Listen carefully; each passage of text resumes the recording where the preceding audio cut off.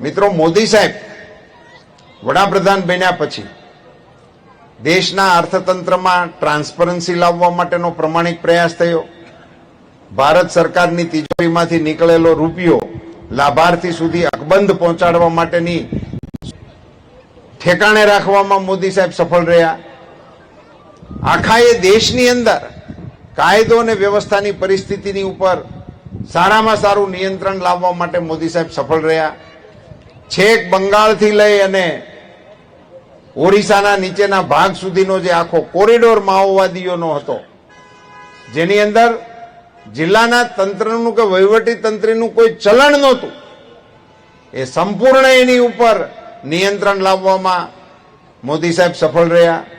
આંતરરાષ્ટ્રીય સ્તરે દેશની શાખ વધારવામાં આઝાદી પછી સૌથી વધારે કોઈને સફળતા મળી હોય તેનું નામ નરેન્દ્રભાઈ મોદી છે.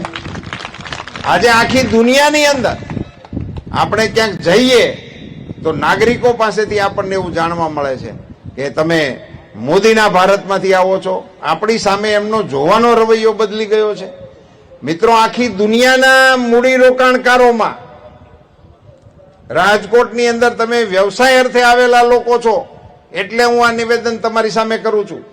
આખી દુનિયાના મૂડીરોકાણો કરવાવાળામાં કોઈ પણ દુનિયાના દેશમાં સારી રીતે મૂડીરોકાણ કરી શકાય એવો કોઈ દેશ હોય તેનું નામ ભારત છે, એવું મોદી સાહેબ સ્થાપિત કરવામાં સફળ રહ્યા છે. અને એને કારણે આગામી દિવસોમાં જે ક્રાંતિકારી નિર્ણયો લઈ અને દેશને આગળ લઈ જવા માટેનો પ્રયાસ મોદી સાહેબ દ્વારા થવાનો છે. વિકસિત ભારત બનાવવા માટેનું લક્ષ્ય મોદી સાહેબે સ્વયં પોતાની સરકાર સામે રાખ્યું છે. અહીંયા બેઠેલી યુવા પેઢીને મારે ખાસ વિનંતી કરવી છે મિત્રો, કે આ વિકસિત ભારત 2047 સુધીમાં બની જાય એવું જે મોદી સાહેબનું સ્વપ્ન છે, એ બનશે ત્યારે અમે તો હશું કે નહીં હશું રામ જાણે, પણ એ તમારા માટે બનાવવાનું છે. એ સ્વપ્ન છે મોદી સાહેબ.